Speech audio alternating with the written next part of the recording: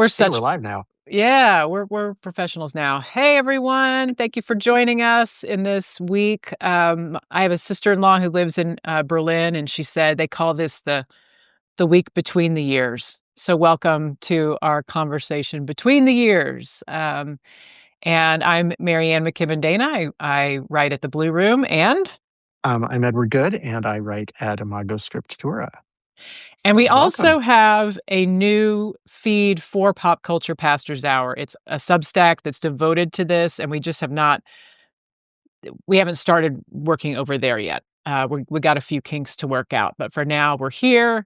And if you are interested in that, find PCPH. Is that the official? Yeah, Yeah, pcph.substack.com. yeah. Yeah. So you all are welcome to sign up there after the first of the year. Unless we can get it figured out for Wednesday, we will definitely. That'll be a home for this series of conversations that we've been having, and this is like number 18 or something like that. We've been at this a while. Yes, So, we have. Yeah. um, Thank you, yeah, Andor. yes, that's right. Yeah. How are you doing? How is your week between the years going so far? It's lazy. It's lazy. Yeah, I'm on vacation. I'm not checking church email. good. Um, yeah. So yeah, I'm Excellent. happily sitting in the basement under a blanket with my dog next to me, and Yay. um, Who is cuddling with a who was cuddling with a Switch controller? PlayStation. PlayStation. PlayStation. Yeah. So yeah, What a modern pup she is. she is. Yeah, I'm off-ish. I will be taking some time later in the week, and right now I'm just kind of finishing up some things that need to happen that are kind of time critical, but otherwise I'm going to be off. We want to remind you all that this Wednesday at 11 Eastern, we will be having our second conversation. This is a little bit of a series about Wake Up Dead Man, a Knives Out mystery. So many think pieces. I mean, I know you've read some, I've read some. Everybody's talking about it, especially people in our guild. Mhm. It's definitely, all kinds of stuff being written about it. But we're excited to do that. And today's topic was For inspired those, by Knives real Out. quick, so Yeah. so for those who have not yet seen it, it is available to stream on Netflix. Yes. So yeah, Yeah. so you got Definitely 48 check it hours. out. Definitely check it out. I see my mom is on and she's like, I haven't seen it yet, but I just like listening to you guys talk. I'm like, just see the movie." What we say is going to make no sense if you Yes. haven't seen the movie. Marianne's mom, Yeah. go watch the movie. Go watch the movie, and the rest of you. It's a nice, I wouldn't say it's a cozy mystery, but mysteries just kind of are a great, you know, week after Christmas. Let your brain do a little work, and yeah, it's got a lot of really wonderful themes. Yeah, it's So great. that'll be Wednesday at 11. We will be talking about that. But that movie inspired today's topic, which is portrayals of clergy in pop culture. And we're going to offer our three favorites. I think each of us will just bounce back and forth. Hmm. And first, I wanted to talk. We talked about the word clergy, and I think the sort of title of this is portrayals of pastor portrayals, right? Pastor is a much narrower, and I think we're going to get a little broad with our topic here. But you kind of have a thing about the word clergy, so tell me about that. It feels like something like you go to your doctor for. Like you know, I've got a case of clergy. Can you help me with that? Like it just, yeah. And I know it's a little bit. It is more of a broad word than pastors. Pastors Yes, is, I think, tends to be very Protestant focused. yes. Um, but and clergy can, be much more ecumenical and so forth. It's just, It's just the sound of it that kind of is it cringy is, for you. It sounds it like, is. okay, It's very got it, cringy. Yeah, got it. yeah. Well, I have done a lot of multi-faith work. In fact, before I went to seminary, I worked for an interfaith organization, so I got very used to that term clergy, and heard from, well, you and I are both part of Next Church, which is kind of a Presbyterian organization that's really trying to revitalize the Presbyterian church and also connect with other, non-Presbyterian folks. And they and other pockets of our denomination really don't like the word clergy for theological reasons. And I think it's because it sort of suggests that there's these professional Christians, that it's our job to kind of do the stuff on behalf of other people. And really, we're all supposed to be following in the path and living out our faith. And I think, I mean, it's funny because I've heard people like, oh, we don't like that word anymore. And no one really has explained to me why. It's just assumed that we don't like it, that it's kind of passe. I like it because my rabbi friend is a member of the clergy. The Episcopal priest in our clergy group is, member of the anyway. So there's a theological thing in there too. Like we're called to shepherd people along as they live out their faith. We're not doing the stuff for you. So Yeah. that's a piece of it too. Yeah. Anyway, Yep. so Although yeah, I do use that when talking about like a group of religious leaders together, I do like to call yeah, it a herd of clergy. a herd. So a herd Is of that the clergy. collective noun for the collective? It is mine. So Yes. Who we could really come up with an interesting one there. yeah, Yeah, a yeah, gaggle. Yeah, yeah. people who like to talk, who like to hear themselves talk, who come up with an excuse to do a podcast and a Substack live just because we like to talk about stuff. And because we can. Yeah. Yes. Anyway, well, why don't we start with? I was looking at our lists, and there was only one I think that we had both, and we want to start with that, and then we'll each have three that we'll share Yeah. back and forth. So you want to kick us off with Sure. our common pastor portrayal or clergy Absolutely. portrayal? Absolutely. So and I'm looking what year it came out. Um but there was a wonderful comedy came out, oh my gosh, in 2000. Really? Oh my Um gosh! Wow. yeah. Yeah, with, Ben Stiller and Edward Norton and Jenna Elfman, who kind of are the leads, but it's called Keeping the Faith, Yeah. and Ben Stiller plays a rabbi named Jake Schramm, and, Edward Norton plays, a Catholic priest named Father Brian Finn, and, they were best friends growing up, and they both went, towards their respective religious orders, and it is not only just a darn funny movie, but what I adored about it was that they're not portrayed as often clergy sometimes are, pastors sometimes are, whatever, religious leader will use clergy. They're not as like, bumbling knuckleheads or kind of hypocrites or something like that. They're both portrayed as being deeply committed to their calling, um, and deeply passionate about it. And it's just beautiful. It's just great. And there's enough that happens in it that definitely is like they knew their stuff of like the things that Sure happen did. Sure in did. religious bodies. So Yes. Yeah. yeah. Yeah. I had forgotten that it came out in 2000, and that was the year that I entered seminary. So I'm curious where did it fall in your kind of pastoral training? Because I think So the time you see it really, that was a pivotal time for me to see that movie. yeah, I started my first call in 1999. Okay. So I was yearish into it. And my wife and I saw it when it was in the theaters and Yeah. just loved it. And Yeah. couple times we've done like theology at the movies groups, we've used that as one of them. Oh yeah. Yeah, Yeah. just because there's so much good to it. So Yes. It's great. And I agree, the two of them, they support each other, they can commiserate. They represent this younger generation of religious leaders in their respective faith traditions that are trying to shake things up. And so I imagine whether you're in your first call as you were, or like a newbie seminarian as I was, it was an inspirational and aspirational watch as well. Like you're like, yeah, this is what we want to do. We want to kind of take what's beautiful about the traditions, but also revitalize them. And uh, I will say, being 22 years on in ministry, they certainly saw a lot of fruit of their efforts, right? I mean, they kind of were doing things differently, and they started bringing people in. I mean, like the pews were full,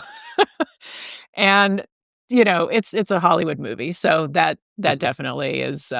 not quite the cause and effect that you sometimes see when you try to shake things up. Sometimes you get a little more pushback, or maybe people Mhm. just kind of shrug their shoulders. Oh, Jake got some pushback though in the He movie, did, that's for sure. yes, and Yeah. they portrayed that very well, Yeah. yes. Yeah. Yeah, Yeah. the rabbi. The line that I remember is, he comes in and he says, "Shabbat shalom," and he's, like, wanting them to really kind of respond back, and I think his mom, was the only one. He said, Mhm. "My mom is the only one who is giving this the appropriate Shabbat shalominess that I wanna hear," you know? Mhm. Mhm. But there's just some really wonderful lines, and other things about the movie that I mean. I so this will be kind of a theme in several of the things that I chose. Yeah, And the other ones is I think they do a very good job of portraying Jake and Brian as human beings, yeah, and that they both have uh, strengths, they both have weaknesses, they both have struggles. mhm, Especially, Brian in the film has a very significant struggle that shows up, yeah, and and so that that I think is, and again, I've got this is a consistent thing in what I've got is the religious leaders are portrayed very real yeah, and not as a caricature or not as like perfect. mhm, Um, and I that's something I've tried to live out in my pastoral ministry is I am a human being just mhm, like you. yeah, I'm not of the higher calling. I'm not perfect. mhm, And so I think that I think had a huge part for me. yeah. Yeah. I really, spoiler alert for a 25-year-old movie, that Jenna Elfman was also one of their childhood friends, and she's like a high-powered businesswoman, and they both start to catch feelings for her as the adult that she is. I mean, Jenna Elfman, amazing. Who doesn't have a crush on her?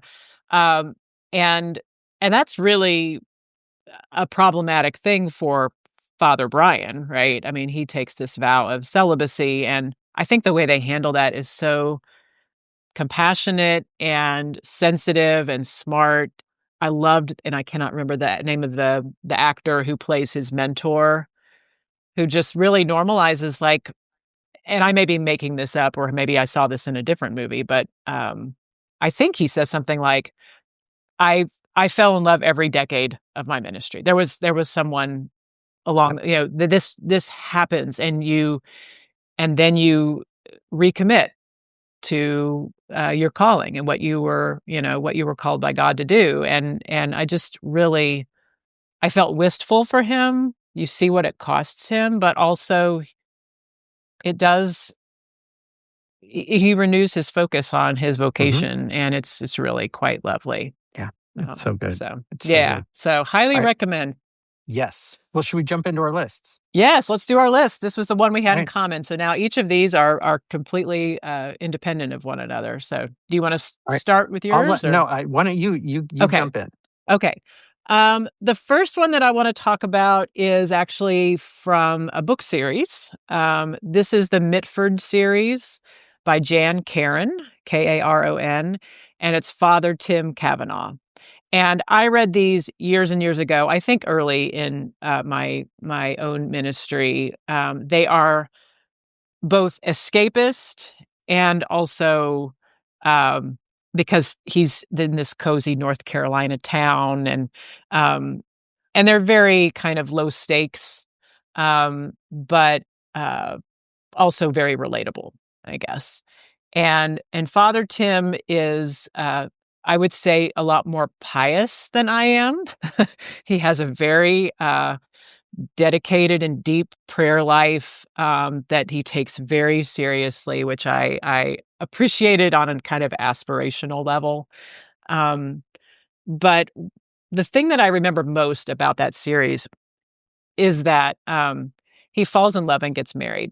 Now he's an Episcopal priest, so that's uh, kosher, pun intended, for that tradition. but he's an older, I mean, he's been a bachelor for a long time, and so there's some subplots in these books, and there are several. So I love series like that because when you get hooked into one, you're set for quite a while. You can just read the whole lot of them.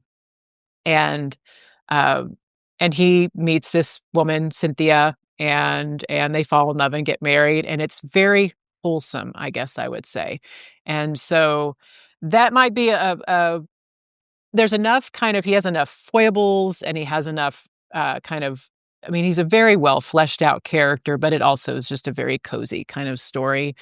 Um, and I liked the fact that they were pretty popular when they came out, and I really liked the fact that people were reading about a vocation that I was just at a gathering a few days ago, and I don't know how you handle this, Ed, when you're in a mixed gathering, so to speak, where when do you tell people what you do for a living, and what do you notice happens when you do, and what qualifications like I I'm a pastor, but you can cuss around me. Like I what's your kind of thing that you do? Do you just kind of let that? I mean, I'd love to know what you think about that and how do you handle those? And but what was nice was there was just none of that. It was just very assumed and kind of in the book series. And I thought, wow, someone saw fit to write about what I do. And I just thought that was kind of cool. But anyway, how Mhm. do you handle that when you're in those kind of gatherings or on a plane? Yeah. So So, okay, so if I'm on a plane, actually, one of the first things I do is I put my AirPods in, same, which is yeah, sort yeah. of like the I don't do a sign of lot of like, talking on planes. Yeah. I don't want to talk to anybody. Yes. Um, but like at some kind of gathering, I find that it's really dependent on like the generational. Like I was at Mhm. one a couple weeks ago that I was probably the youngest one there. Mm, And and so there was that, as we were talking, oh, I'm a pastor, da da da. Oh, okay. There was sort of that shift. I mhm, find if I'm with a younger group of people and I say I'm a pastor, there is either like the okay, whatever, mhm, just or the uh people just sort of drifting away because of the mhm. assumptions that I think that people unfortunately make today about pastors, Yeah. and the ways that you know Christianity is expressed, shall we say. Mhm, So, yeah, I try to laugh off some of it, but I try to do a few things periodically to just sort of be like, "Look, I'm real." Like, mhm. yeah, like, drop a cuss word and all of a sudden, like, "Wait, what?" Yes.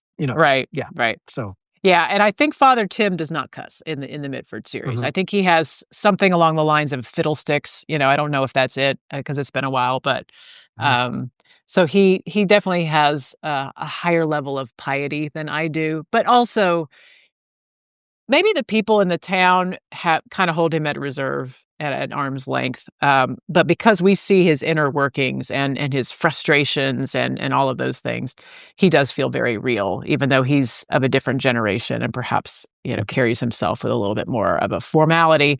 I find often when I'm with younger people, they just kind of don't know what to do with me. Like they're like, okay, or it's just kind of an oddity. Like, yeah, wow, I didn't know people still did that, you know. mhm, mhm, But, yeah, I do sometimes feel a little bit of the air sucked out of the room when I say that, and so, yeah, mhm, it's an interesting yeah, place. So, anyway, yeah, the Mitford series, if you need a little cozy something between the years, that's a good one. Father I Tim like it. Cavanaugh. So, okay, I what's have your what's your first, my first is a short-lived, it's technically 3 seasons. My wife and I only watched 2. The 3rd season just started off and just was weird, and we just left mm, it. Um, it was a BBC comedy called Rev. mm, Came out in 2010, and I think it was one of Olivia Colman's early roles. wow. She plays, um, I forgot the name even. What's the name? Tom Hollander plays, Reverend Adam Smallbone Oh my is gosh. his name, and, Olivia Colman is his wife, and it is this thing of they're like 25-30 minute kinda sitcom-ish, um, but, they it is a British he's a Anglican priest in a tiny little, historical church in downtown London. Mhm. And it is so great because it's not kind of unlike Keeping the Faith. He is trying new things and so Mm. forth. But you know what? It's the same like 15 people who show up. Ah, right. And Ooh, that's real. yeah. And he's got this archdeacon who is played by Simon McBurney, who is just, he is the representation of like every unhealthy, obnoxious, upper level person in the church. Mm, He's marvelously awful. mm, Um, but the show, again, Adam is portrayed as very real, very sincere, very faithful, very committed to what he does, um, but portrays just the reality of a lot of what you do as a pastor and what you get called to do, from the kind of civic religion events to the moments of deep pastoral care that kind of come out of nowhere. And we'll mhm. talk about one of those with Wake Up Dead Man Yeah. on Wednesday. Um, and oh crap, the roof is leaking, and where are we going to find the money? And it's so good. It's Mm, just mm. so. Um, again, So both it's my worth my watching the first couple seasons, even if the third one got weird. yeah, Okay. third season kind of goes a little sideways. Mostly because, spoiler alert, it's that thing of like when a baby comes into a TV show, things, how do you handle? Yeah.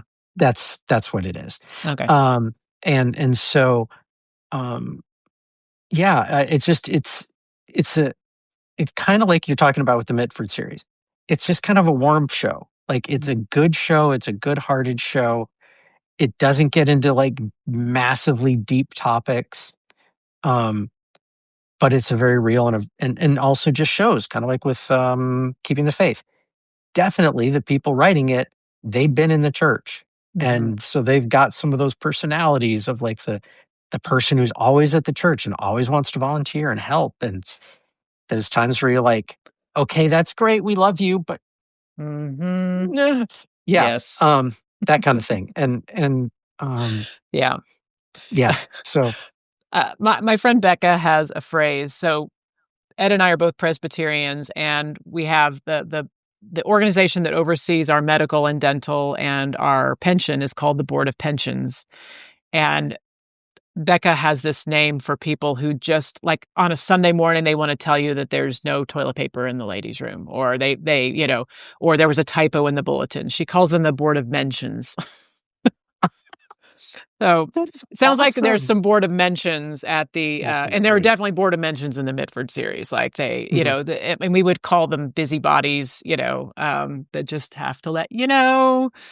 Yeah, And we appreciate it, and we also okay, yeah, let's just let yep, that typo go. yeah, So exactly, anyway, exactly. ha- So ha- it is, hats off to the it, Board of Mentions. yeah, it used to be on Hulu. I don't think it is anymore. Um, so I don't know if you got to watch on like the BBC One app now or what, but That's a yeah, good point. it is spectacular. That's Um, right.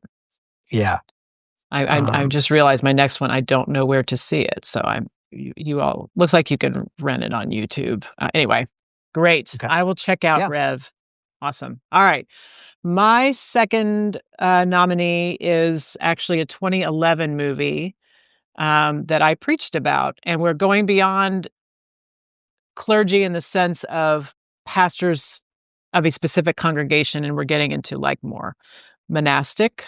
This is a series of monks. So I wanna nominate, and this is, a dramatization of real life events. They are Trappist monks. The movie is called Of Gods and Men, and they were Trappist monks that I'm looking at my sermon because I preached on this on Easter in 2011. They were living in Algeria. originally from France during the 1990s, and they live in a predominantly Muslim community and felt just a strong sense of call to serve the community. So doing the things that a pastor or a religious community or a monastic community would do. They do shoe drives and provide hospitality. They are a part of the community. They befriend the people there and live very peaceably there for quite some time. And they study the Quran in addition to the Bible because it's important to understand who our neighbors are. And then over time, a radical group of Islamic terrorists start to kind of terrorize the village. And things get really dangerous for not just the community, but the monks themselves. And I believe it's been a while since I watched it, but I think their Trappist order is like, come home to France, like you're in danger there. And so what a lot of the movie is both showing them doing the everyday work of keeping their monastery going and serving the people, and also having this discussion and kind of theological and spiritual choice to make of, do we leave, which is the safe thing to do, or do we stay? And it was a really inspiring story because, spoiler alert, because they do decide to stay at great personal risk to themselves. And let me just read. Christian is the name of the main leader in this Trappist community in the movie of Gods and Men, and he says, "We are called to love our neighbors, and we can't do that from a distance. We are called to be intimately involved with their lives, close to them, their joy and their pain." And for me, that really is a very dramatic example of, I think, what is at the heart of the pastoral work that we do, which is to be with people. I mean, I'd like to say, and I've probably said this to you, Ed, I think the pastor's job is to go into whatever situation a parishioner or a member of our community is facing and refuse to flinch. Like, we will show up and we will keep showing up, and we will not retreat into, it's all going to be okay, or this is too much for me, I can't handle this. Like, we'll stick with you. We'll take vacation, we need to take vacation, we have boundaries, but that's our job. And we really see that in the movie, as you said. We'll talk about that in the Knives Out movie on Wednesday. But I was just so inspired and stunned by their commitment to Jesus, to following the ways of Jesus. And it's also a really quiet, a quiet movie. You see them cooking. There's this amazing meal they have together when they've made that decision to stay and they know what it could cost them. And so if you like table movies like Babette's Feast or Big Night or some of those, um, Chocolat, you see them kind of in that. So it's a good communion kind of movie as well. So anyway, Mhm. Of Yeah. Gods and Men, Yeah. 2011. Okay. Good So stuff. that's I'm my I'm that's my gonna I'm choice. gonna sneak one in here that I Yeah, didn't have, do a which is smuggle. kind of on a similar one, which is Dead Man Walking and Oh the depiction yes. of Sister Helen Prejean.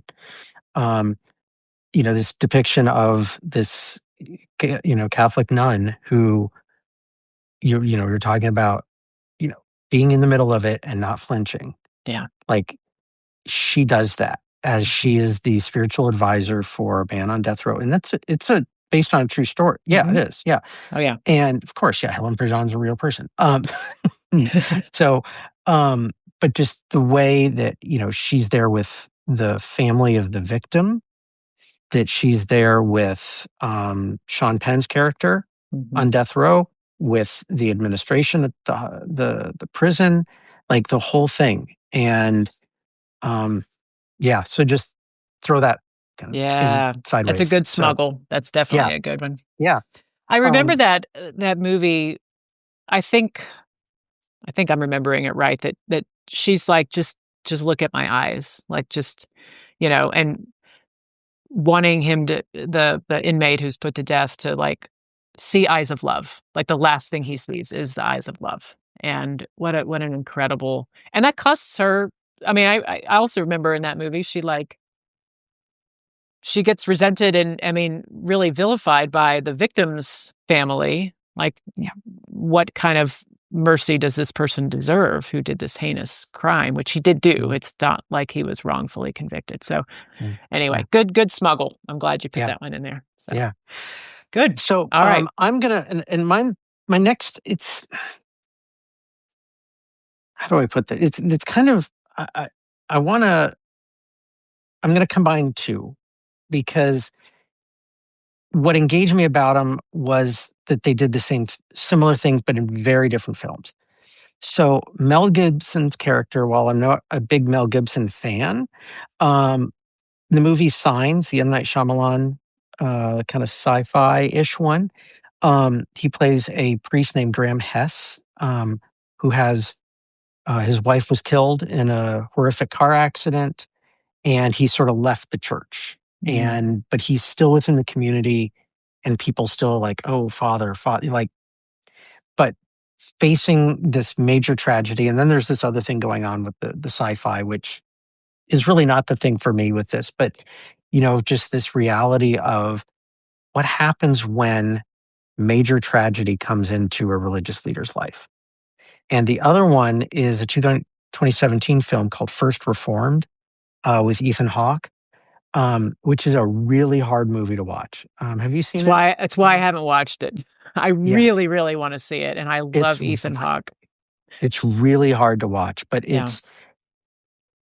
it's similarly, he's had a personal tragedy. He's going through major personal issues, both personally as well as professionally.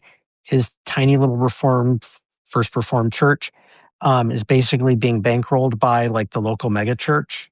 Oh. And so he kind of has to keep going over to the megachurch to talk with the pastor, who, by the way, is played by Cedric the Entertainer, which is awesome. It's great. Totally Wow. straight role, not comedic or anything. Yes. But this the struggles of my church isn't growing. Why can't it grow?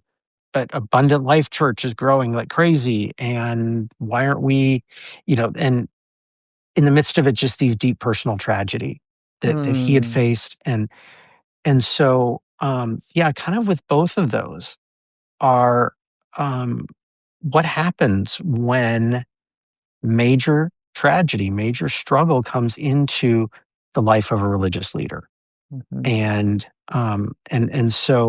both Marianne and I'm sure, have had people in, colleagues of ours who have gone through things, and some congregations are beautiful when pastors go through those things, and some of them are horrible Yeah. when pastors go through those things. Um, and so, yeah, so both of these films portray that reality that, Yeah. yeah, they're human and that these struggles will come. Mm, Um, yeah. and so, First Reformed does a whole bunch of other stuff of things around like environmental causes and some other like so it's got all kinds of stuff in there. But I deeply loved especially Ethan Hawke's portrayal of this pastor in there because yeah, it's just he's such an amazing actor and but he just portrays this deep commitment to what he wants to do, but just it's so hard for him Mm, at that moment. yeah. Yeah. And yeah, Yeah. You make such a good point about the impact on the congregation when something happens to a pastor. And some really rally. I mean, I have a really good friend whose kid had severe health challenges, and they wouldn't have made it as a family without the congregation supporting them, saying this is part of our vocation as a community, but it is not always the case. And I kind of attribute it. One of the things we noticed as we were putting this list together is there aren't a lot of women clergy portrayals, and there's all kinds of reasons for that.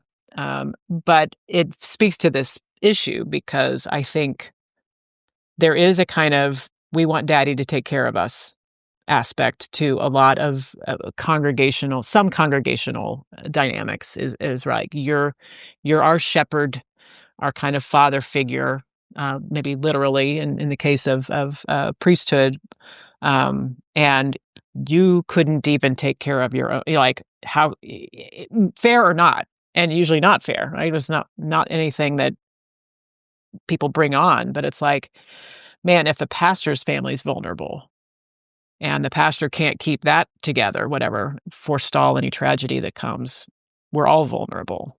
Mhm. Mhm. And that's not fair, but it is very common in a lot of places. Yeah. Yeah, Love that. and in First Reformed, his congregation is not portrayed as being deeply supportive Hmm. of the stuff that he's going through. And to kind of stay with the point about depictions of non-male clergy, there are virtually none. I mean, Marianne had a one of her honorable mentions, which is the Vicar of Dibley, which is a Yes. wonderful comedy. Right. Um, but beyond that, like in films and things like that, the only female religious leaders generally you are going to see are nuns. That's right.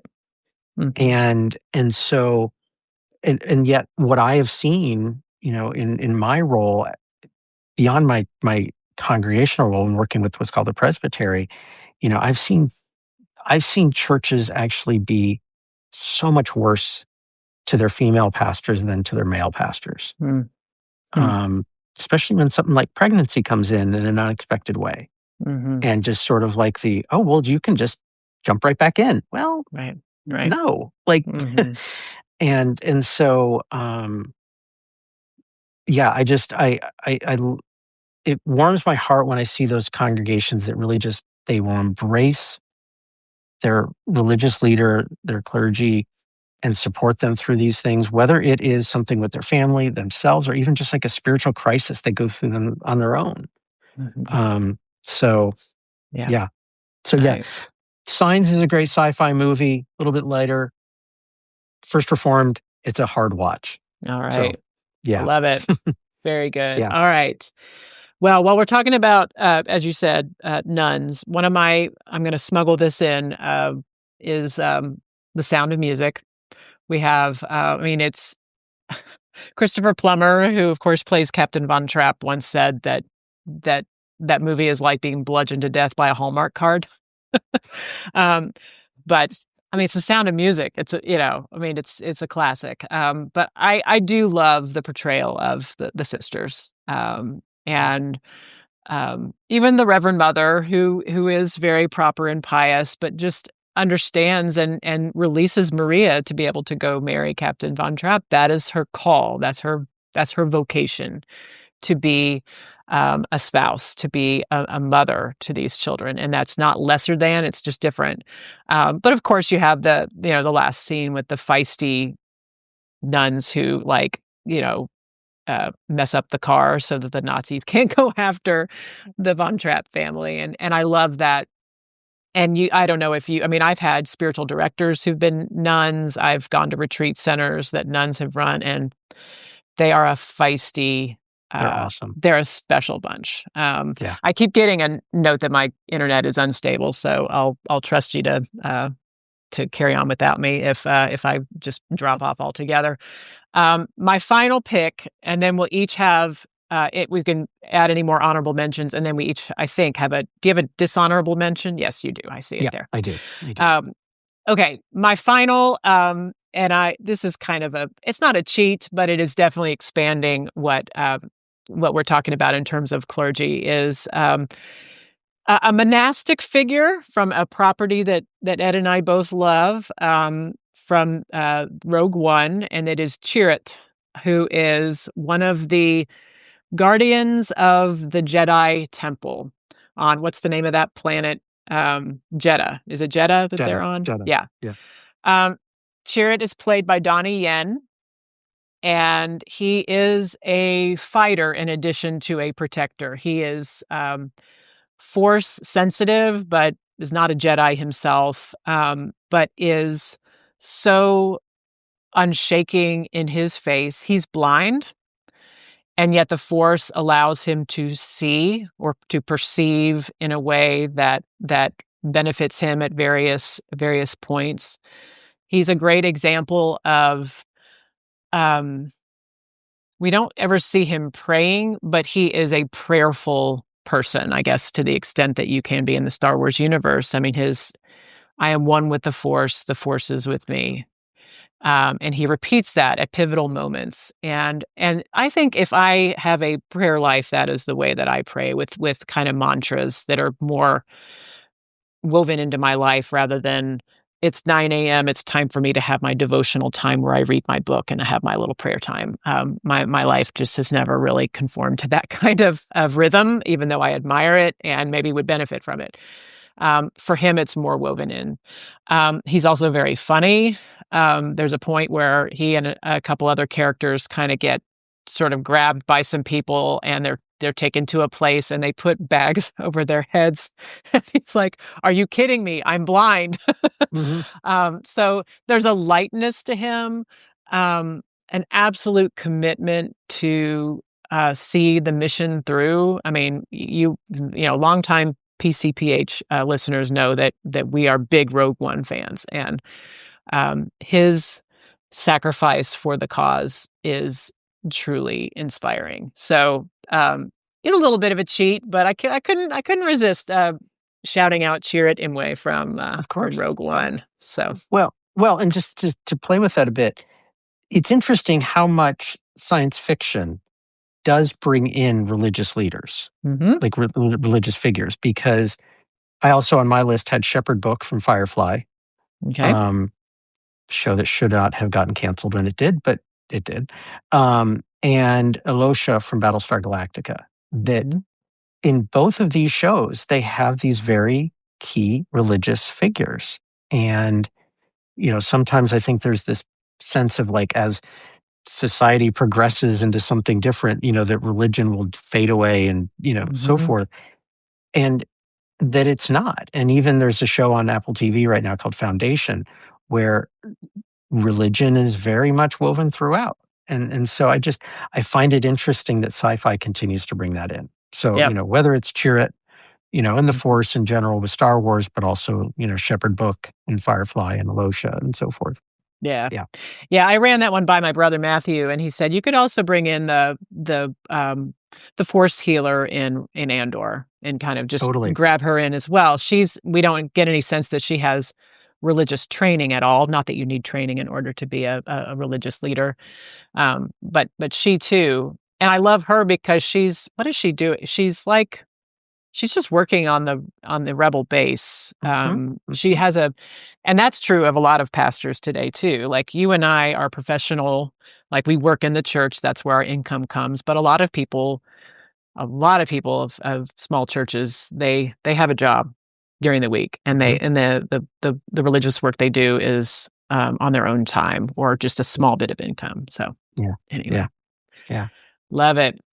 Any Right. other honorable mentions that you wanna mention? I see most of yours have been I mean, we didn't get into Dune, and I don't know much about I mean, I've seen the movies, and it's Robert's, like, God Emperor of Dune, I think, was his favorite book for a long time, and you've got a lot of religious themes there with the Bene Gesserit Hmm. and stuff, but Totally, anyway, totally. yeah. Yeah, yeah. I've pretty much hit most. I snuck in most of my honorable mentions Very along good. the way. Oh, So the other one I need to mention, is Fleabag. Of course, we have Hot Priest, and that is how the discourse calls how they refer to him in the conversations about that show. Wonderful 2 seasons. I think I'm a little like, the people I know who love Fleabag love Fleab I mean, it really spoke to them on a very deep level, and I think maybe I'm a little too old, or I don't know. I really liked the show, but it didn't kind of grab me the way, the way that it did others, but yeah, we gotta shout him out, because there just aren't that many, clergy, and there's one in that show that hmm. there's um a relationship that develops, a friendship between Fleabag and Hot Priest, and Hmm. and then there's kind of similar to keeping the faith of like, where are my boundaries in terms of my feelings for this person and what does that mean for my call? And so, anyway, a good one. All right, but we cannot leave the topic without acknowledging that there's a lot of crummy portrayals of clergy in pop culture. So, do you want to go first, or do you want me to? So yeah, Because mine's short. So, yeah, yeah, mine's go short ahead. too. But Yep, so the Kevin Smith movie Dogma, which I think is an amazing movie overall. yep. Um, they in there they have George Carlin who portrays I think the Archbishop of New York. Okay, I forget exactly his role, and he's just a smarmy jerk like he yep. is, and it's all just sort of about how do we rebrand Jesus for the 21st century. And Got it. um that's if you do a search on the buddy Christ, he's the one who came up with this, like type of Jesus. um and I mean, it's total George Carlin without a doubt. I mean, it's perfect for him, and it fits within the context of the movie. um but yeah, I just yeah. Yeah, that's a good shout out. And Yeah. Dogma I think it's available again, but it was not available for years and years and years. So I saw it when Yeah. it first came out and then not since. And I think it was really hard to find, but maybe it's back. So, Yeah, they just are re-releasing a 4K of it now, I think, oh, so, cool. Yeah. yeah. My dishonorable mention is a very small role in a show that I think we both love, Ted Lasso, and I have written about this in a variety of places. But there's an episode in the second season called "No Weddings and a Funeral," where Rebecca's father dies, and they have the funeral for him. And there's a scene where Rebecca is talking to Keeley and also Rebecca's mother and their friend Sassy, and it all has to do with this new man that Rebecca has in her life. And um, it is such a wonderful example, and I'm sure you've experienced this too, Ed, where people are in just the worst grief. That's also complicated because Rebecca had a complicated relationship with her dad, but they're grieving this loss, and there's also this moment of just unadulterated joy and laughter. And so they are just shrieking with laughter at this realization of who Rebecca's secret man is. And the vicar keeps coming in and shushing them. And just is the most dour, humorless kind of guy. And I have said to people, like, I am not going to shush your joy, even on a day that you're supposed to be sad. And that was even one of the kind of themes in the episode is Keely's like, I'm supposed to be sad, but we're going to this party after this reception afterward. It's just an awkward thing. You just get to be you. That is my commitment to you. In any service that I do, you can just be you. And if that means, I'll smooth it over with the people outside who are like, "What's going on in there?" And just say, grief is complicated, and sometimes there's great joy and a release that happens. That's really important. So I couldn't stand that on such an influential show that I think has such great spirituality to it that they kind of Mhm. blew it on that. Like Yeah. he just was, you know, and somebody like they curse in front of him and he seems very disapproving and it's just like, come on. So that's my dishonorable mention, the clergy person in Ted Mhm. Lasso. So, Well, and you and I both have encountered pastors and clergy like that. oh yeah, oh And yeah. I can probably name times where I've done stuff like that too. Hmm. Is that, where I was like, "Oh, God, you knucklehead," like, Yes, that's yeah. true. That is So, true. Well yeah. worth mentioning. So, Yeah. well, I think we had a pretty good list. Yeah. I like our choices. Lots of let's go over them one more time because we had some people join us Sure. midway through. So we both recommended keeping the faith. Two wonderful clergy portrayals of Father Brian and Rabbi Jake. My choices were Father Tim Kavanaugh from the Mitford series, the monks in Algeria in the movie Of Gods and Men, and our good old Chirrut from Rogue One. Yeah. Well, I had, the TV show Rev, the pastor Reverend Adam Smallbone, on it. Amazing name. Um, yeah, it is, isn't it? And then I kind of combined, but I think I spent more time with Ethan Hawke's character in the movie First Reformed, and then uh, the religious, the senses of kind of like with Chirrut, Shepherd Book from Firefly, and Alosha from Battlestar Galactica. So Love it. yeah, And I suspect that when we talk about Wake Up Dead Man on Wednesday at 11 o'clock, we'll hope to see you there, that we will have some additional thoughts about oh yeah, clergy lots of portrayals. thoughts, There's lots of some thoughts. serious foils in that, Yeah, yeah. and Jeffrey Wright shows up. I mean, he's I not there that know. much, but I'm like, "Oh, Yeah, yeah, that's very yeah. cool." Anyway, Like, oh, see the okay, movie before Wednesday if you can, definitely, definitely, because folks. there will be spoilers. There will be Yes, spoilers. So absolutely. That will be yeah. a spoiler-rich zone. Anyway, all right, So well, have Marianne, a good yeah. I have a question for you to think about before Wednesday. Okay. Um, my first call, we went on a staff retreat to this conference one time, and on our way to the airport, our staff team got talking about if there was going to be First Pres the movie, who would be portraying each of us. Ah, So I'm not, unless you have someone right off the top of your head for you, think about between now and Wednesday who would portray Marianne McKibben Dana all right. in And you have in one their for movie. you? Well, this was early 2000s. Okay. Um, the thought was Matthew Broderick at the time, which I Ah, was like, yeah, okay, I'm okay yeah, with that. yeah. But anyway, I'm gonna think if that's still the case. But Okay. All yeah, right. Yeah. I'm gonna challenge you to come up with a new one. yeah, That's pretty sound. yeah. But I will save mine. I have a couple of options that people have shared with me, and I'm like, I could live with that. So Okay, we'll start with that on Wednesday and sounds then good. go into the movie. So see All right. the Knives Out mystery before Wednesday, folks, and we hope to see you on Wednesday. All right. So See happy New y'all. Year, Yep. everyone. Yep. Bye bye. Bye.